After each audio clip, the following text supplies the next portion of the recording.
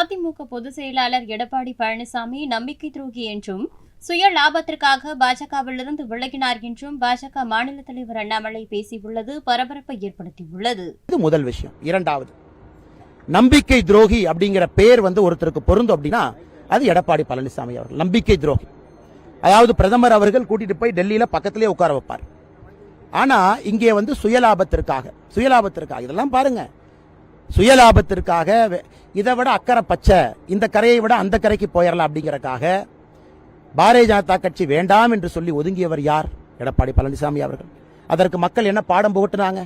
பல இடத்துல டெபாசிட் இலக்கு வச்சாங்க. தமிழகத்தினுடைய அரசியல் வரலாற்றில் இவ்வளவு பெரிய ஒரு கட்சி, ஒரு நம்பர் 2 கட்சி, நம்பர் 1 கட்சியாக ஆளும் கட்சி எத்தனை இடத்துல டெபாசிட் இழந்தது என்பதற்கு ஒரு கின்னஸ் ரெக்கார்டாக இன்னைக்கு அதிமுக அத்தனை இடத்துல டெபாசிட்டை இழந்திருக்கு. காரணம், அதிமுக கட்சி நன்றாக இருந்தாலும் கூட தலைவர்கள் சரியில்லை என்கின்ற காரணத்திற்கு மக்கள் இன்னைக்கு பனிஷ்மெண்ட் கொடுத்திருக்கிறாங்க. 2024 பாராளுமன்ற தேர்தல்.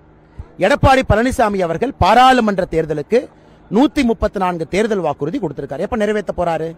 இன்னைக்கு எதிர்க்கட்சி தலைவரா இருக்கார். 2024 பாராளுமன்ற தேர்தலுக்கு எடப்பாடி பழனிசாமி அவர்கள் 134 தேர்தல் வாக்குறுதி தமிழக மக்களுக்கு கொடுத்தார். எப்ப நிறைவேற்ற போறாரு? கோயம்புத்தூருக்கு நாங்கள் கொடுத்திருக்கக்கூடிய வாக்குறுதியை நாங்கள் நிறைவேற்றுறோம். எடப்பாடி பழனிசாமி அவர்கள் தமிழக மக்களுக்கு 134 வாக்குறுதி கொடுத்திருக்கார். எப்ப நிறைவேற்றுவார்? எம்பி இல்லாம எங்க போய் நிறைவேற்றுவார்? எந்த ஊர்ல போய் பேசுவார்? அதனால் எடப்பாடி பழனிசாமி அவர்கள் பேசுவதற்கு முன்பு சிந்திச்சு பேசணும். இதே 2024 பாராளுமன்ற தேர்தலுக்கு 134 வாக்குறுதி அவர் கொடுக்கலையா? இன்னைக்கு அதிமுக 13,000 ஓட்டு எக்ஸ்ட்ரா வாங்கி கோயம்புத்தூர்ல டெபாசிட் வாங்கி இருக்கிறாங்க. 16.6% வாங்கியிருந்தா டெபாசிட்டே போயிருக்கும். 17% வாங்கி தப்பிச்சுக்கிட்டாங்க. இன்னைக்கு வீரவசனம் கோயம்புத்தூர் விமான நிலையத்தில் பத்திரிகையாளர்கிட்ட வீரவசனம் பேசிட்டு இருக்கார். வெறும் டெபாசிட் வாங்கின கட்சி இன்னைக்கு பாரதிய ஜனதா கட்சி குறை சொல்றாங்க. நீங்க கோயம்புத்தூர் உங்க கோட்டை தானே, 10க்கு 9 எம்எல்ஏ உங்களுக்கு தானே, 6க்கு 6 மாநகரத்தில் எம்எல்ஏ உங்களுக்கு தானே, எதுக்கு 17% போனீங்க? உங்களை விட 2 மடங்கு 34% மேல பாரதிய ஜனதா கட்சி அங்க ஓட்டு வாங்கியிருக்கு. இவர் டெபாசிட் ஜஸ்ட் வாங்கினது பெருசு இல்லையாமா? 17% ஓட்டு வாங்கினது பெருசு இல்லையாமா?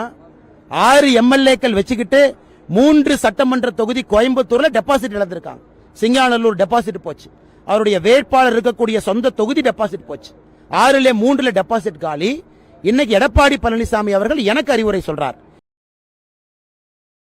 செய்திகளை உள்ளது உள்ளபடி தெரிந்து கொள்ள ரெஃப்ளெக்ட் நியூஸை சப்ஸ்கிரைப் பண்ணுங்க.